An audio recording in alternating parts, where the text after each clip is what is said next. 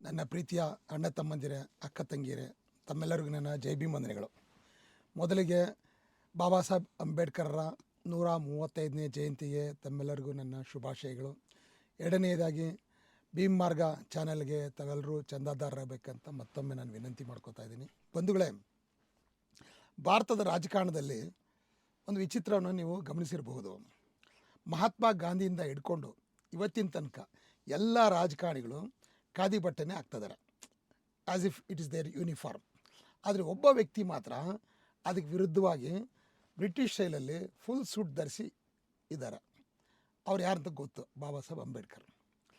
ಯಾಕೆ ಬಾಬಾ ಸಾಹೇಬ್ ಅಂಬೇಡ್ಕರ್ ಯಾವಾಗಲೂ ಫುಲ್ ಸೂಟಲ್ಲಿ ಇರ್ತಾಯಿದ್ರು? ಒಂದು ದುಬಾರಿ ಲೈಫ್ ಸ್ಟೈಲನ್ನು ಅಡಾಪ್ಟ್ ಮಾಡ್ಕೊಂಡಿದ್ರು. ಇದು ಮೊದಲನೇ ಪ್ರಶ್ನೆ. ಎರಡನೇ ಪ್ರಶ್ನೆ, ಇಡೀ ಜಗತ್ತಿನಲ್ಲಿ ಅತಿ ಹೆಚ್ಚಿನ ಪುತ್ಥಳಿಗಳು, ಮೂರ್ತಿಗಳು, ಸ್ಟ್ಯಾಚ್ಯೂಸ್ ಇರೋದು ಬಾಬಾ ಸಾಹೇಬ್ ಅಂಬೇಡ್ಕರ್ದು ಮಾತ್ರನೇ. ಅಷ್ಟೇ ಅಲ್ಲ, ಅತಿ ಹೆಚ್ಚು ಭಗ್ನ ಆಗಿರೋದು, ಆಮೇಲೆ ಅಟ್ಯಾಕ್ ಆಗಿರ್ತಕ್ಕಂಥ ಪುತ್ಥಳಿಗಳು ಅಷ್ಟೇ ಅದು ಬಾಬಾ ಸಾಹೇಬ್ ಮಾತ್ರನೇ. ಬೇರೆ ಯಾವ ಪುತ್ಥಳಿ ಮೇಲೂ ಸಹಿತ ಇವ್ರಿಗೆ ಆಕ್ರೋಶ ಇಲ್ಲ. ಆದರೆ ಬಾಬಾ ಸಾಹೇಬ್ ಪುತ್ಥಳಿ ಕಂಡ್ರೆ ಅದು ಯಾಕೆ ಇವ್ರಿಗೆ ಭಾಳ ಆಕ್ರೋಶ ಇದೆ. ಇದಕ್ಕೆ ಕಾರಣ ಏನು? ಬಹುಶಃ ಮೊದಲನೇ ಪ್ರಶ್ನೆ ನಿಮ್ಗೆ ಉತ್ತರ ಕಂಡುಕೊಂಡ್ರೆ, ಬಾಬಾ ಸಾಹೇಬ್ರು ಯಾಕೆ ಇಷ್ಟು ಭರ್ಜರಿ ಸೂಟಲ್ಲಿ ಇರ್ತಾಯಿದ್ರು ಅನ್ನೋದು ಉತ್ತರ ಗೊತ್ತಾಗ್ಬಿಟ್ರೆ, ಎರಡನೇದು ನಿಮಗೆ ಆಟೋಮೆಟಿಕ್ ಗೊತ್ತಾಗ್ಬಿಡ್ತದೆ. ಬಾಬಾ ಸಾಹೇಬ್ರು ಯಾಕೆ ತಾವು ಯಾವಾಗಲೂ ಫುಲ್ ಸೂಟಲ್ಲಿ ಇರ್ತಾಯಿದ್ರು ಮತ್ತು ಒಳ್ಳೆ ಮಹಾರಾಜನ ಥರ ಬದುಕ್ತಾಯಿದ್ರು ಅನ್ನೋದನ್ನ ಅವ್ರು ಯಾವತ್ತೂ ಹೇಳಿಲ್ಲ. ಗಾಂಧಿ ಯಾಕೆ ಸರಳ ಜೀವನ ಒಪ್ಕೊಂಡಿದ್ದಾರೆ ಅನ್ನೋದು ಜಗತ್ತಿಗೆ ಗೊತ್ತು. ಆದರೆ ಬಾಬಾ ಸಾಹೇಬರು ಇಂಥ ಒಂದು ಅರಿಸ್ಟೋಕ್ರಾಟ್ ಲೈಫ್ನ ಒಪ್ಕೊಂಡಿದ್ರಲ್ಲ, ಅದಕ್ಕೆ ಏನು ಕಾರಣ ಅನ್ನೋದು ಅವರು ಹೇಳಿಲ್ಲ, ಬೇರೆಯವರು ಹೇಳಿಲ್ಲ, ನಾವೂ ಆಲೋಚನೆ ಮಾಡಿಲ್ಲ. ಹಿಂದೆ 40ರ ದಶಕದಲ್ಲಿ, ಅಂದರೆ 1941-42 ಈ ಕಾಲದಲ್ಲಿ ಮಡ್ರಾಸ್, ಇವತ್ತಿನ ಚೆನ್ನೈ, ಅಲ್ಲಿ ದಿ ಹಿಂದೂ ಪತ್ರಿಕೆಯ ಎಡಿಟರ್ ಒಬ್ಬರು ಬಾಬಾ ಸಾಹೇಬ್ರು ಭಾಳ ಹತ್ತಿರದವರು, ಭಾಳ ಅಭಿಮಾನಿಯವರು. ಬಾಬಾ ಸಾಹೇಬ್ರನ್ನ ಭೇಟಿ ಮಾಡಿ ಈ ಪ್ರಶ್ನೆ ಕೇಳ್ತಾರೆ. ನೀವು ನೋಡಿದ್ರೆ ಭಾಳ ಬಡ ಕುಟುಂಬದಿಂದ ಬಂದಿದ್ದೀರಿ, ಅದೂ ಅಸ್ಪೃಶ್ಯ ಸಮಾಜ, ಅನ್ಟಚಬಲ್ ಫ್ಯಾಮಿಲಿ. ಆದರೆ ನಿಮ್ಮ ಲೈಫ್ ಸ್ಟೈಲ್ ನೋಡಿದ್ರೆ ಒಳ್ಳೆ ಮಹಾರಾಜನ ಥರ ಇದೆ, ಯಾವ ಶ್ರೀಮಂತರಿಗೂ ಕಡಿಮೆ ಇಲ್ಲ. ಭರ್ಜರಿ ಡ್ರೆಸ್ ಹಾಕ್ತೀರಾ, ಮತ್ತು ನಿಮ್ಮೆಲ್ಲ ಡ್ರೆಸ್ಗಳು ಪ್ಯಾರಿಸಲ್ಲಿ ಸ್ಟಿಚ್ ಆಗಿದೆ ಅಂತ ಹೇಳ್ತಾರೆ. ಇಂಪೋರ್ಟೆಡ್ ಕಾರ್ಗಳಲ್ಲಿ ತಿರುಗಾಡ್ತೀರಾ, ನೀವು ವಾಸ ಮಾಡ್ತಕ್ಕಂಥ ಬಂಗ್ಲೆ ಒಳ್ಳೆ ಅರಮನೆ ಇದ್ದಂಗಿದೆ. ಹಾಗೆಯೇ ನಿಮ್ಮ ಲೈಫ್ ಸ್ಟೈಲು ಅಷ್ಟೇ ಭಾಳ ಸುಪೀರಿಯರ್ ಆಗಿದೆ. ನಿಮಗೆ ತದ್ವಿರುದ್ಧವಾಗಿ ಗಾಂಧೀಜಿ ಇದ್ದಾರೆ. ಅವರು ದೊಡ್ಡ ವ್ಯಾಪಾರಸ್ಥ ಕುಟುಂಬ, ವೈಶ್ಯರ ಕುಟುಂಬದಲ್ಲಿ ಹುಟ್ಟಿದ್ರೂ ಸಹಿತ ಸರಳವಾದ ಜೀವನನ ಒಪ್ಕೊಂಡು ಅರ್ಧ ಮೈ ಹತ್ತಿ ಬಟ್ಟೆಲ್ಲಿ ಸುತ್ತಕೊಂಡು ಎಲ್ಲಿ ಹೊರಗಡೆ ಬಂದ್ರೂ ಸಹಿತ ಬಂಗಿ ಕಾಲಿನಲ್ಲಿ ಉಳ್ಕೋತಾರೆ, ಅವ್ರು ಕೊಟ್ಟಿದ್ದನ್ನ ಉಣ್ತಾರೆ, ಅವ್ರ ಥರನೇ ಕಸ ಮಲಾಲ ಬೆಳೀತಾ ಇರ್ತಾರೆ. ನೀವು ನೋಡಿದ್ರೆ ಪ್ರವಾಸದಲ್ಲಿ ಯಾವಾಗಲೂ ಬಂದಾಗ 5 ಸ್ಟಾರ್ ಹೋಟ್ಲಲ್ಲೇ ಇರ್ತೀರ. ಇದು ಯಾಕೆ ಅಂತ ನನಗೆ ಅರ್ಥ ಆಗ್ತಾಯಿಲ್ಲ. ಗಾಂಧಿ ಯಾಕೆ ಆ ರೀತಿ ಇದ್ದಾರೆ ಅನ್ನೋದು ಅವರು ಹೇಳ್ಕೊಂಬಿಟ್ಟಿದ್ದಾರೆ, ನಮಗೂ ಗೊತ್ತು. ಸ್ವಾತಂತ್ರ್ಯ ಹೋರಾಟಕ್ಕೆ ಇದೆಲ್ಲ ಬೇಕಾಗಿದೆ ಅಂತ ಅವರು ಅದನ್ನು ಅನುಸರಿಸ್ತಿದ್ದಾರೆ. ಆದರೆ ನೀವಿಂಥ ಭರ್ಜರಿ ಜೀವನ ನಡೆಸ್ತಿದ್ರೆ ಇದಕ್ಕೇನು ಕಾರಣ ಕೇಳ್ಬೋದಾ? ದಯವಿಟ್ಟು ಹೇಳಿ ಅಂತಾರೆ. ಆಗ ಬಾಬಾ ಸಾಹೇಬ್ ಹೇಳ್ತಾರೆ, ನೋಡಿ, ನನ್ನ ಜನ ಭಾಳ ಕೆಟ್ಟ ಪರಿಸ್ಥಿತಿಯಲ್ಲಿ ಬಾಳ್ತಾ ಇರ್ತಕ್ಕಂಥ ಅವಮಾನಿತ ಜನ, ಅವ್ರ ನಾಯಕ ನಾನು. ಅವರಿಂಥ ಅವಮಾನಿತ ಬದುಕನ್ನು ನಡೆಸ್ತಾ ಇರೋದಕ್ಕೆ ಪರಿಸ್ಥಿತಿ ಕಾರಣ, ಇದನ್ನು ಎಲ್ಲರೂ ಹೇಳ್ತಾರೆ. ಬರೀ ಪರಿಸ್ಥಿತಿ ಮಾತ್ರ ಅಲ್ಲ, ಅದಕ್ಕಿಂತ ಮುಖ್ಯವಾಗಿ ನನ್ನ ಜನರು ತಮ್ಮ ಬಗ್ಗೆ ಭಾಳ ಒಂದು ಕೀಳರಿಮೆ ಇಟ್ಕೊಂಡಿದ್ದಾರೆ. ತಮ್ಮ ಬಗ್ಗೆ ಒಳ್ಳೆ ಭಾವನೆ ಅವ್ರಿಗಿಲ್ಲ. ನಾವು ಭಾಳ ಅಪ್ರಯೋಜಕರು, ಯಾತಕ್ಕೂ ಪ್ರಯೋಜನ ಇಲ್ದಿರೋರು, ನಾಲಾಯಕರು, ನಮ್ಮ ಕೈಲಿ ಏನೂ ಮಾಡೋಕ್ಕಾಗಲ್ಲ, ಈ ಥರ ತಮ್ಮ ಬಗ್ಗೆ ಭಾಳ ಕೀಳು ಭಾವನೆ ಇಟ್ಕೊಂಡಿದ್ದಾರೆ. Their self esteem is very low. As the result, ಅದ್ರ ಪರಿಣಾಮವಾಗಿ ಏನಾಗ್ತಾಯಿದೆ, ಅವರಲ್ಲಿ ನಮ್ಮ ದೊಡ್ಡ ದೊಡ್ಡ ಕನಸುಗಳಿಲ್ಲ, ಆಸೆಗಳಿಲ್ಲ, ದೊಡ್ಡ ಆಕಾಂಕ್ಷೆಗಳಿಲ್ಲ, ನಾವು ಇತರರಂಗೆ ಬಾಳ್ಬೋದು ಅಂತಕ್ಕಂಥ ಒಂದು ಸಣ್ಣ ಚಿಂತನೆಯೂ ಬರ್ತಾಯಿಲ್ಲ. ಇದಕ್ಕೆ ಪೂರಕವಾಗಿ ಈ ಪುರೋಹಿತರು ಊಟ ಹಾಕಿರ್ತಕ್ಕಂಥ ಈ ಹಣೆ ಬರ, ಪೂರ್ವ ಜನ್ಮದ ಕರ್ಮ, ದೇವ್ರ ಶಾಪ, ಇದೆಲ್ಲನೂ ಮೈಗೂಡಿಸ್ಕೊಂಡ್ಬಿಟ್ಟಿದ್ದಾರೆ. ಈ ಭಾವನೆಗಳೆಲ್ಲ, ಈ ಚಿಂತನೆಗಳೆಲ್ಲ ಬದಲಾಗಬೇಕಾದ್ರೆ ಅವರ ಆ ಸೆಲ್ಫ್ ಎಸ್ಟೀಮ್ ಇದೆಯಲ್ಲ, that must be raised up. They should feel proud of themselves. ನಾವು ಮಹಾನ್, ನಾವು ಗ್ರೇಟ್, ನಮ್ಮಿಂದ ಎಲ್ಲ ಸಾಧ್ಯ ಆಗುತ್ತೆ ನಮ್ಮ ಭಾವನೆ ಅವ್ರಿಗೆ ಬರಬೇಕು. ಆ ಭಾವನೆ ಅವ್ರಿಗೆ ಬರಬೇಕಾದ್ರೆ ಆ ಥರ ಸಾಧನೆಗಳು ಮಾಡಿದಂಥ ವ್ಯಕ್ತಿ ಅವ್ರದ್ದೇ ಸಮುದಾಯದಲ್ಲಿ, ಅವ್ರದ್ದೇ ಹಿನ್ನೆಲೆಯಲ್ಲಿ ಒಬ್ಬ ಯಾರಾದರೂ ಅಚೀವ್ ಮಾಡಿದವನು ಅವ್ರ ಕಣ್ಮುಂದೆ ಇರಬೇಕು. ಆದರೆ ಅಂಥವರು ಯಾರೂ ಇಲ್ಲ. ಈಗ ಅವರ ನಾಯಕನಾಗಿ ನಾನು ಅವ್ರಿಗೆ ಅಸಾಧ್ಯವಾದ ಎಲ್ಲವನ್ನೂ ನಾನು ಸಾಧಿಸಿ ಬದುಕಿ ಅವ್ರಿಗೊಂದು ರೋಲ್ ಮಾಡಲಾಗಿ ಅವ್ರ ಮುಂದೆ ನಿಂತಾಗ, ಆಹಾ, ನಮ್ಮ ಸಮುದಾಯದಲ್ಲಿ ಹುಟ್ಟಿದಂಥ ಈ ವ್ಯಕ್ತಿ ಇಷ್ಟೆಲ್ಲ ಸಾಧನೆ ಮಾಡಿದ್ರೆ ನಮ್ಮಿಂದ ಯಾಕೆ ಆಗೋದಿಲ್ಲ, ನಾವು ಯಾಕೆ ಪ್ರಯತ್ನ ಮಾಡಬಾರ್ದು ಅಂತ ಒಂದು ಚಿಂತನೆ ಅವರಿಗೆ ಶುರು ಆಗುತ್ತೆ. ಗಾಂಧೀಜಿ ಥರ ನಾನು ಹೋಗಿ ನಮ್ಮ ಜನರ ಕಾಲಿನಲ್ಲಿ ಉಳಿಯೋದೇನು ದೊಡ್ಡ ಕಷ್ಟ ಅಲ್ಲ, ಯಾಕಂದರೆ ಅಲ್ಲೇ ಹುಟ್ಟು ಬೆಳೆದವನು. ಆದರೆ ಅದರಿಂದ ಏನೂ ಉಪಯೋಗ ಇಲ್ಲ. ಆದರೆ ಅದೇ ವೇಳೆಗೆ ಈ 5 ಸ್ಟಾರ್ ಈ ಹೋಟ್ಲಲ್ಲಿ ಉಳ್ಕೊಂಡು ಇಲ್ಲಿಗೆ ಬಂದ್ರೆ ನಾನು ಭೇಟಿ ಮಾಡಿ ಅಂತ ಹೇಳ್ತೀನಿ. ಇಲ್ಲಿ ಬರೋವಾಗ ಒಂದು ಸೈಕಾಲಜಿಗೆ ಚೇಂಜ್ ಆಗಿಬಿಡುತ್ತೆ ಅವ್ರಿಗೆ. ಇರೋದರಲ್ಲೇ ಒಳ್ಳೆ ಬಟ್ಟೆ ಹಾಕ್ಕೊಂಬರ್ತಾರೆ, ಹೋಟ್ಲಿಗೆ ಹೊರ್ತಾರಂಗೆ ಹೊಸ ಲೋಕ ನೋಡ್ತಾರೆ.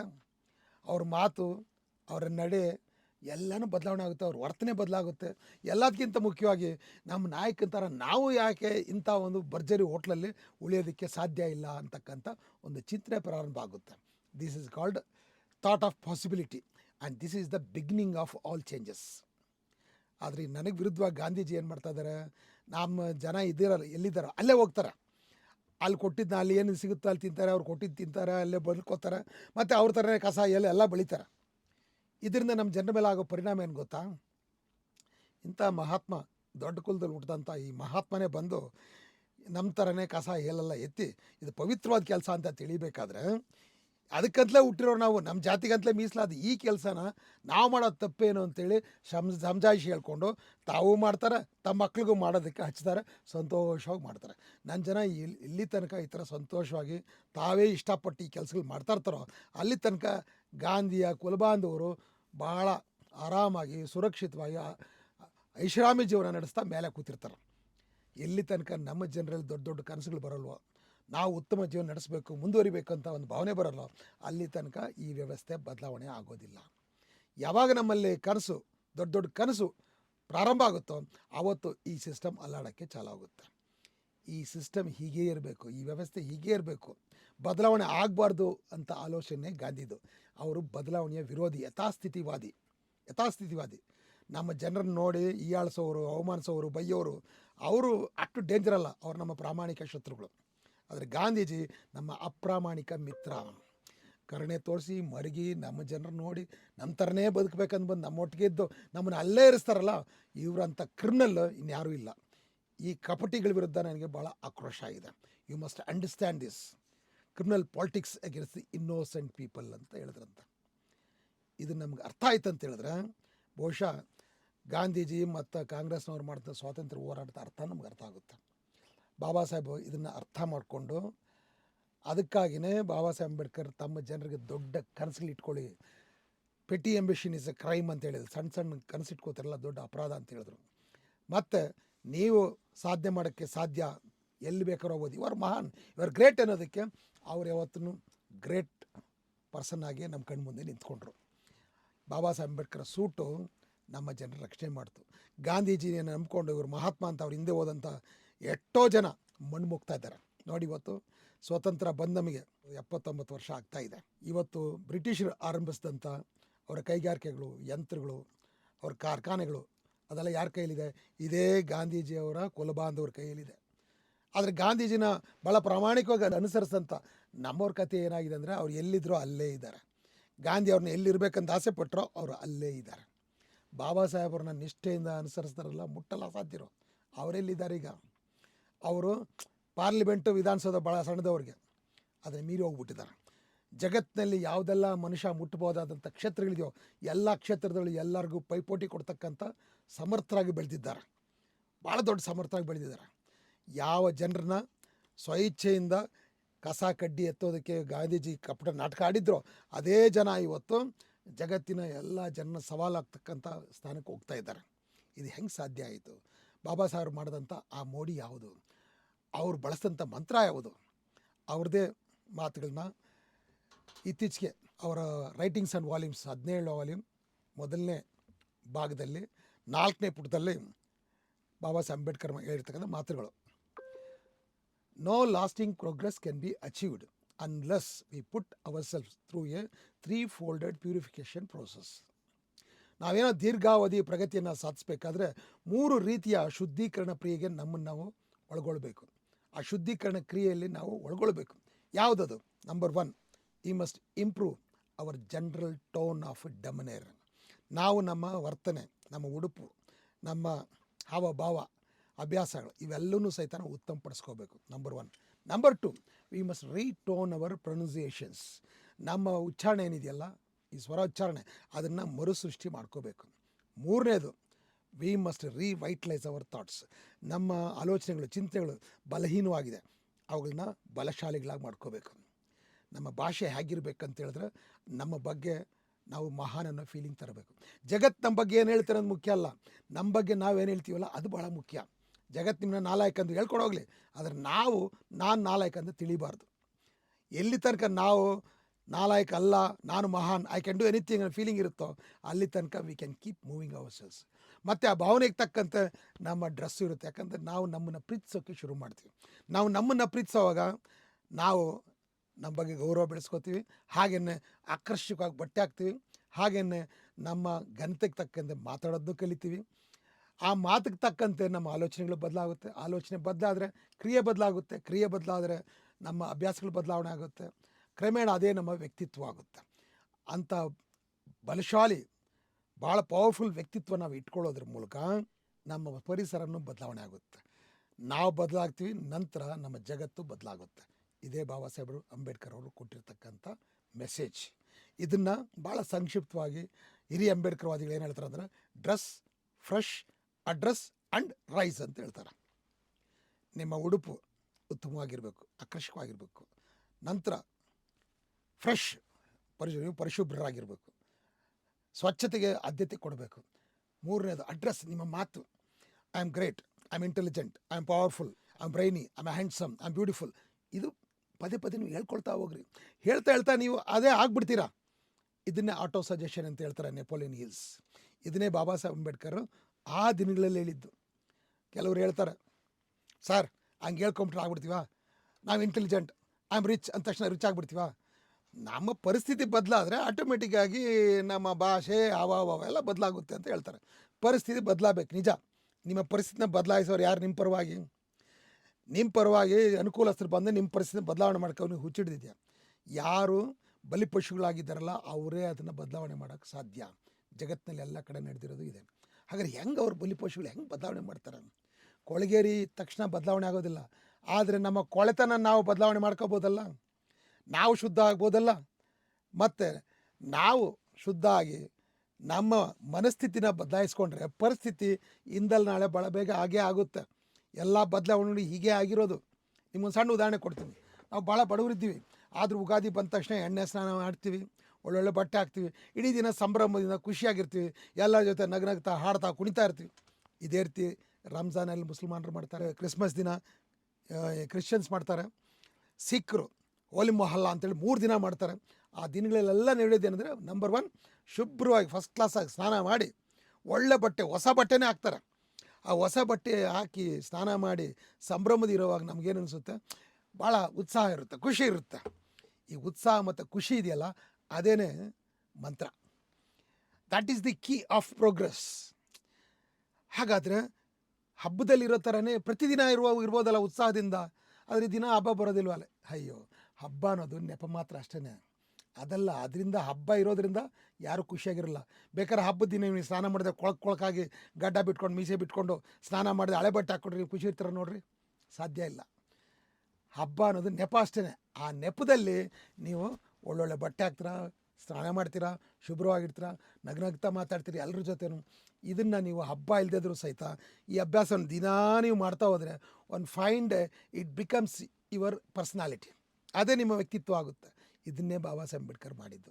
ಮತ್ತು ಇದಕ್ಕಾಗಿಯೇ ಎಲ್ಲ ಮಹಾಪುರುಷರು ಈ ಧರ್ಮಗಳನ್ನ ಹುಟ್ಟಾಕಿದ್ರಲ್ಲ, ಈ ಧರ್ಮಗಳು ಹುಟ್ಟಾಕಿರೋ ಎಲ್ಲರೂ ಈ ಬಡವ್ರಿಗಾಗಿ ಹುಟ್ಟಾಕಿರೋದು. ಈ ಹಬ್ಬಗಳನ್ನೂ ಸಹಿತ ಈ ಬಡವ್ರಿಗಾಗಿ ಹುಟ್ಟಾಕಿದ್ದು. ಯಾಕಂದರೆ ಬಡವರು ಕಳ್ಕೊಂಡಿರೋದು ಆಸ್ತಿ ಪಾಸ್ತಿ ಅನ್ನೋದು ಎರಡನೇದು. ಅವ್ರು ಕಳ್ಕೊಂಡಿರೋದು ಉತ್ಸಾಹ, ತನ್ನಂಬಿಕೆ, ಆತ್ಮವಿಶ್ವಾಸ. ಇದನ್ನು ಕೊಡ್ತಕ್ಕಂಥ ಒಂದು ಮಂತ್ರನೇ ಬಾಬಾ ಸಾಹೇಬ್ ಹೇಳಿದಂಥ dress fresh, address and rise ಅನ್ನೋದು. ನಿಮ್ಮ ಆಲೋಚನೆಗಳು ಬದಲಾಗಬೇಕಾದ್ರೆ ಇದಿಷ್ಟು ಆದರೆ ಸಾಕು. Dress fresh, address and rise. ನಿಮ್ಮ ಆಲೋಚನೆ ಬದಲಾವಣೆ ಆಗುತ್ತೆ. ಆಲೋಚನೆ ಬದಲಾವಣೆ ಆದರೆ ನೆಕ್ಸ್ಟ್ ನಿಮ್ಮ ಪರ್ಸ್ನಾಲಿಟಿ, ನೆಕ್ಸ್ಟ್ ನಿಮ್ಮ ಸುತ್ತ ಇರ್ತಕ್ಕಂಥ ನಿಮ್ಮ ಸೋಷಿಯಲ್ ಸಿಸ್ಟಮ್ ಚೇಂಜ್ ಆಗೇ ಆಗುತ್ತೆ. ಇದನ್ನೇ ಬಾಬಾ ಸಾಹೇಬ್ ಅಂಬೇಡ್ಕರ್ ನಮಗೆ ಹೇಳ್ಕೊಟ್ಟಿದ್ದು. ಅದನ್ನು ಅವರು ಮಾಡಿ ತೋರಿಸಿದ್ರು, ಹಂಗೆ ಬದುಕಿ ತೋರಿಸಿದ್ರು. ಅದಕ್ಕಿಂತ ದೊಡ್ಡ ಉದಾಹರಣೆ ನಿಮಗೆ ಯಾವುದೂ ಸಿಕ್ಕೋದಿಲ್ಲ. ಇವತ್ತು ನೋಡಿ, ನಾವು ಕಳೆದ 50 ವರ್ಷಗಳಿಂದ ನಮ್ಮ ಸ್ಥಿತಿಯನ್ನು ಬದಲಾಯಿಸೋದಕ್ಕೆ, ನಮಗಾಗ ಅನ್ಯಾಯ ವಿರುದ್ಧ ಹೋರಾಟ ಮಾಡೋಕ್ಕೆ ದಲಿತ ನಾಯಕರು 50 ವರ್ಷದಿಂದ ಹೋರಾಟ ಮಾಡ್ತಾ ಇದ್ದಾರೆ. ಎಂಥ ಹೋರಾಟ ಮಾಡ್ತಾಯಿದ್ವಿ ನಾವು ಮಾಡ್ತಕ್ಕಂಥ ಹೋರಾಟ ಧರಣಿ, ಸತ್ಯಾಗ್ರಹ, ಉಪವಾಸ ಕಾರ್ಯಕ್ರಮ, ಆಮೇಲೆ ಅರೆಬೆತ್ತಲೆ ಈ ಕಾರ್ಯಕ್ರಮಗಳನ್ನೇ ಮಾಡ್ತಾಯಿದ್ದೀವಿ. ಈ ಕಾರ್ಯಕ್ರಮಗಳಿಂದ ಏನು ಬದಲಾವಣೆ ಆಗಿದೆ? ಏನೂ ಆಗಿಲ್ಲ. ಅನ್ಯಾಯಗಳು ನಡೀತಾನೆ ಇದೆ. ರೇಪ್ಗಳು ಆಗ್ತಾನೇ ಇದೆ, ಹಲ್ಲೆ ಅತ್ಯಾಚಾರಗಳು ನಡೀತಾನೇ ಇದೆ. ಮತ್ತು ದೊಡ್ಡ ಬದಲಾವಣೆ ಏನಾಗಿಲ್ಲ. ಮತ್ತು ಇದು ಸರಿ ಇಲ್ಲ, ಇದು ಗಾಂಧಿ ಮಾರ್ಗ ಅಂತೇಳಿ ಕೆಲವರು ಬಂದು ಕಟ್ಕೊಂಡು ಹೋರಾಟ ಮಾಡೋಂಥ ನಕ್ಸಲೈಟ್ಗಳಾಗಿದ್ದಾರೆ. ಏನಾಗಿದ್ದಾರೆ ನಕ್ಸಲೈಟ್ಗಳಾಗಿ ಪೊಲೀಸರು ಎನ್ಕೌಂಟರ್ಗಳು ಸಾಯ್ತಾ ಇದ್ದಾರೆ, ಅಥವಾ ಸ್ಟೇಷನ್ಗಳು ಜೈಲುಗಳಲ್ಲಿ ಕೊಳಿತಾ ಇದ್ದಾರೆ. ಏನಾದರೂ ಬದಲಾವಣೆ ಆಗಿದೆ ಅಂತ ಹೇಳಿದ್ರೆ ಬಾಬಾ ಸಾಹೇಬ್ರ ಹಾದಿಲಿ ಹೋದ್ರಲ್ಲ ಅವರಿಂದ ಮಾತ್ರನೇ ಆಗಿರೋದು. ಯಾವ ಗಾಂಧಿ ಮಾರ್ಗದಲ್ಲಿ ಹೋದ್ರೂ ಆಗಿಲ್ಲ, ನಕ್ಸಲೈಟ್ಗಳಾದ್ರೂ ಏನೂ ಆಗಿಲ್ಲ. ಆಗಿರೋದು ಕೇವಲ ಬಾಬಾ ಸಾಹೇಬ್ ಅಂಬೇಡ್ಕರ್ರ ಮಾರ್ಗದಲ್ಲಿ ಹೋದಾಗ ಮಾತ್ರನೇ ಬದಲಾವಣೆ ಆಗಿರೋದು. ನಾವು ನಿಜವಾಗ್ಲೂ ಬದಲಾವಣೆ ಆಗಬೇಕಂತ ಹೇಳಿದ್ರೆ ಬರೀ ಬಾಬಾ ಸಾಹೇಬ್ ಅಂಬೇಡ್ಕರ್ ಫೋಟೋ ಇಟ್ಕೊಂಡು ಧರಣಿ ಸತ್ಯಾಗ್ರಹ ಮಾಡೋದ್ರಿಂದ ಆಗೋಲ್ಲ. ಎಲ್ಲ ಕಡೆ ಬಾಬಾ ಸಾಹೇಬ್ರ ಭಾವಚಿತ್ರ ಇಟ್ಕೊಂಡಿದ್ದೀವಿ, ಆದರೆ ಮಾಡೋದೆಲ್ಲ ಗಾಂಧಿ ಕೆಲಸಗಳು. ಅದಕ್ಕೆ ಬದಲಾಗಿ ಬಾಬಾ ಸಾಹೇಬ್ರ ಥರನೇ ಒಂದು 100ರಿಂದ 1000 ಜನ ಫುಲ್ ಸೂಟ್ ಹಾಕ್ಕೊಂಡು ಅಂಬೇಡ್ಕರ್ ವೀದಿಯಲ್ಲಿ ಒಂದು ಮೆರವಣಿಗೆ ಮಾಡ್ತಾ ಒಂದು ಅದ್ಭುತವಾದ ಹಾಡನ್ನು ಹಾಡ್ತಾ ಹೋದರೆ, ವಿ ಶಾಲ್ ಓವರ್ಕಮ್ ಅಂತ ಒಂದು ಹಾಡಿದೆಯಲ್ಲ, ಆ ರೀತಿ ಒಂದು ಹಾಡು ಹಾಡ್ಕೊಂಡು ಹೋಗಿದ್ರೆ, ಎಮ್ ಜಿ ರೋಡಲ್ಲಿ ಒಂದು 1000 ಜನ ಸೂಟ್ ಹಾಕ್ಕೊಂಡು ಹೆಣ್ಮಕ್ಳು ಜರ್ತಾರಿ ಸೀರೆ ಕಟ್ಕೊಂಡು ಈ ಹಾಡು ಹಾಡ್ಕೊಂಡು ಹೋಗಿದ್ರೆ ಏನಾಗ್ತಾಯಿತ್ತು ಯೋಚನೆ ಮಾಡಿ. ಈ ಅಲ್ಲೇ ಅತ್ಯಾಚಾರ ಅವಮಾನದ ಬದುಕು ಆವತ್ತೇ ಮುಗೀತಾ ಇತ್ತು. ಎಲ್ಲ ಸಭೆ ಸಮಾರಂಭ ವಿಚಾರ ಸಂಕಿರಣದಲ್ಲಿ ನಾವೆಲ್ಲ ಫುಲ್ ಸೂಟ್ ಹಾಕ್ಕೊಂಡು ಬಾಬಾ ಸಾಹೇಬ್ ಥರ ಕೂತ್ಕೊಂಡು, ನಮ್ಮ ಹೆಣ್ಮಕ್ಳೆಲ್ಲ ಜರ್ತಾರಿ ಸೀರೆ ಕಟ್ಕೊಂಡು ಚೂಡಿದಾರಗಳು ಹಾಕ್ಕೊಂಡು ಕೂತಿದ್ರೆ ಏನಾಗ್ತಾಯಿತ್ತು ಗೊತ್ತಾ? ಬಾರಕ್ ಒಬಾಮಾ ವೈಟ್ ಹೌಸಲ್ಲಿ ಪ್ರೆಸಿಡೆಂಟಾಗಿ ಕೂರೋದಕ್ಕೆ 20 ವರ್ಷ ಮೊದಲೇ ನಮ್ಮ ಜನ ಕಸ ಬಳಿತಕ್ಕಂಥ ದಲಿತ ಸಮಾಜದ ಹೆಣ್ಮಗಳು ಭಾರತ ದೇಶದ ಪ್ರಧಾನಿ ಆಗಿರ್ತಾ ಇದ್ಲು, ಅಥವಾ ಕರ್ನಾಟಕದ ಮುಖ್ಯಮಂತ್ರಿ ಆಗಿರ್ತಾ ಇದ್ಲು, ಇನ್ನೂ ಹಲವು ರಾಜ್ಯಗಳೇ ಮುಖ್ಯಮಂತ್ರಿಗಳಾಗಿರ್ತಾ ಇದ್ರು. ಲೇಟ್ ಆಗಿಬಿಟ್ಟಿದೆಲ್ಲ, ಲೇಟ್ ಆಗಿದೆ, ಬಟ್ ಆಗೋದೇ ಇಲ್ಲ ಅಂತ ತಿಳ್ಕೊಬೇಡಿ. ಇನ್ನೂ ನಮಗೆ ಟೈಮ್ ಇದೆ. ಬಾಬಾ ಸಾಹೇಬ್ರ ದಾರಿಯಲ್ಲಿ ನಡೆಯೋಣ, ಬಾಬಾ ಸಾಹೇಬ್ ಹೇಳ್ದಂಗೆ ಕೇಳೋಣ. ಈ ಏಪ್ರಿಲ್ 14ನೇ ತಾರೀಕು ಅದಕ್ಕೊಂದು ಪ್ರತಿಜ್ಞೆ ಮಾಡೋಣ. ದೊರೆಗಳಾಗೋದು ಲೇಟ್ ಆಗ್ಬೋದು, ಆದರೆ ದೊರೆಗಳಂತ ಮಾತಾಡೋದಕ್ಕೆ ಏನಪ್ಪ ತಡ ಇದೆ? ಏನು ತಡೆ ಇದೆ ನಿಮಗೆ? ದೊರೆಗಳ ಥರ ಡ್ರೆಸ್ ಆಗೋದಕ್ಕೆ ನಿಮಗೇನು ತಡೆ ಇದೆ? Just speak like a king, behave like a king, dress like a king. If not today some other day will become a king. Baba Saheb Ambedkar ಯುಗ ಪ್ರಾರಂಭ ಆಗಿ 26 ವರ್ಷ ಆಗಿದೆ. 2000 ಹೊತ್ತಿಗೆ 20ನೇ ಶತಮಾನಕ್ಕೆ ಗಾಂಧಿ ಯುಗ ಮುಗಿದು ರಾಮರಾಜ್ಯ ಮುಗಿದೋಯ್ತು. ಈಗಿರೋದು ಅಂಬೇಡ್ಕರ್ ಯುಗ, ಭೀಮರಾಜ್ಯ ಪ್ರಾರಂಭ ಆಗಿ 26 ವರ್ಷ ಆಗಿದೆ. ನೋಡಿ, 26 ವರ್ಷದಲ್ಲಿ ಬಾಬಾ ಸಾಹೇಬ್ ಸಂವಿಧಾನ ಎಷ್ಟು ಪ್ರಚಾರ ಆಗಿದೆ. ಯಾರು ಅದನ್ನು ವಿರೋಧ ಮಾಡೋರು, ಆ ಶತ್ರುಗಳು ಅದನ್ನು ಕೊಳ್ಳಿಗೆ ಏನು ಹಾಕ್ಕೊಂಡು ತಿರುಗಾಡ್ತಾ ಇದ್ದಾರೆ, ನೆತಾಕೊಂಡು ತಿರುಗಾಡ್ತಾ ಇದ್ದಾರೆ. ಬಾಬಾ ಸಾಹೇಬ್ ಅಂಬೇಡ್ಕರ್ ಯುಗ ಪ್ರಾರಂಭ ಆಗಿದೆ. ಇನ್ನು 50 ವರ್ಷ ಮುಗಿಯೋದ್ರೊಳಗೆ 2047 ಹೊತ್ತಿಗೆ ಭಾರತ ದೇಶವನ್ನು ಆಳ್ತಕ್ಕಂಥ ಜನ ನಾವೇ ಆಗಬೇಕು. ಇದನ್ನೇ ಬಾಬಾ ಸಾಹೇಬ್ ಹೇಳಿದ್ದು, I want to see my people as a governing class. ನನ್ನ ಜನ ಆಳು ವರ್ಗ ಆಗೋದನ್ನು ನೋಡಬೇಕು ಅಂತ ಹೇಳಿದ್ರು. ಆಳು ವರ್ಗ ಆಗಬೇಕು ಅನ್ನೋ ಧೈರ್ಯ ನಮಗೆ ಬರಬೇಕಾದ್ರೆ ಬಾಬಾ ಸಾಹೇಬ್ ಪುತ್ಲಿ ನೋಡಿ. ಆ ಪುತ್ಲಿಯಲ್ಲಿ ಆ ಧೈರ್ಯ ಇದೆ, ಆ ಸೂಟಲ್ಲಿ ಆ ಧೈರ್ಯ ಇದೆ. ಇದು ನೀವು ಅರ್ಥ ಮಾಡ್ಕೊಂಡಿಂತ ಹೆಚ್ಚಾಗಿ ನಿಮ್ಮ ಶತ್ರುಗಳು ಅರ್ಥ ಮಾಡ್ಕೊಂಡಿದ್ದಾರೆ. ಅದಕ್ಕೆ ಬಾಬಾ ಸಾಹೇಬ್ ಅಂಬೇಡ್ಕರ್ ಪುತ್ಲಿಗೆ ಅವರು ಅಟ್ಯಾಕ್ ಮಾಡ್ತಾಯಿರೋದು, ಭಾಳ ಕೆಟ್ಟ ದೃಷ್ಟಿ ಇಟ್ಕೊಂಡಿರೋದು. ಬಾಬಾ ಸಾಹೇಬ್ ಕೋಟ್ ಹಾಕಿರೋದು ನೋಡಿ ಸ್ಫೂರ್ತಿ ಪಡೆದಂಥ ದಲಿತ ಯುವಕರು ಭಾರತ ದೇಶದಲ್ಲಿ ಎಲ್ಲ ದೊಡ್ಡ ದೊಡ್ಡ ವಕೀಲರಾಗಿದ್ದಾರೆ. ವಕೀಲರ ಸಂಖ್ಯೆ ನೀವು ತೆಗೆದು ಅತಿ ಹೆಚ್ಚು ವಕೀಲರು ಯಾರಿದ್ದಾರೆ ಅಂತ ಅವರು ದಲಿತರೇ ಆಗಿರೋದು. ಕಾರಣ ಏನಂದರೆ ಬಾಬಾ ಸಾಹೇಬ್ ಕೋಟ್. ಬಾಬಾ ಸಾಹೇಬ್ ಪುತ್ಲಿ ನಮಗೆ ಮೊದಲು ಆಕರ್ಷಣೆ ಯಾವುದಂದರೆ ಅವರ ಡ್ರೆಸ್. ಆ ಡ್ರೆಸ್ ನೋಡಿ ಕರ್ನಾಟಕದ ಬೆಳಗಾವಿ ಜಿಲ್ಲೆಯ ಅಥಣಿ ತಾಲೂಕಲ್ಲಿ ಸುಮಾರು 200 ಜನ ದಲಿತರು ವಕೀಲರಾಗಿದ್ದಾರೆ. ಯಾಕಂದರೆ ಬಾಬಾ ಸಾಹೇಬ್ ಥರ ನಾನು ಕೋಟ್ ಹಾಕಿ ವಕೀಲನಾಗಬೇಕು, ಆರ್ಗ್ಯೂ ಮಾಡಬೇಕು ಅಂತೇಳಿ. ಬೇರೆ ಯಾವ ತಾಲೂಕಲ್ಲಿ ಅಷ್ಟು ದೊಡ್ಡ ಸಂಖ್ಯೆಯಲ್ಲಿ ಇಲ್ಲ. That is the power of dress. ಅದಕ್ಕೆ ಈ ದಿನ ನಾವು ಪ್ರಮಾಣ ಮಾಡೋಣ.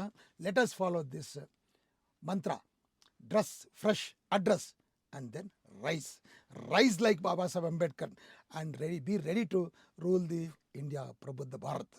ಇಷ್ಟು ಹೇಳಿ, ಇದು 335ನೇ ಬಾಬಾ ಸಾಹೇಬರ ಜಯಂತಿಗೆ ಒಂದು ಶುಭ ಸಂದೇಶ ಅಂತ ನೀವು ಭಾವಿಸ್ಬೇಕು, ಮತ್ತು ಅದರಂತೆ ನಡೆಯೋದಕ್ಕೆ ತೀರ್ಮಾನ ಮಾಡಬೇಕು ಅಂತ ವಿನಂತಿ ಮಾಡಿಕೊಂಡು ನನ್ನ ಮಾತನ್ನು ಮುಕ್ತಾಯ ಮಾಡ್ತಾಯಿದ್ದೀನಿ. ಜೈ ಭೀಮ್, ಜೈ ಭಾರತ್, ಜೈ ಕಾಂಶಿರಾಮ್.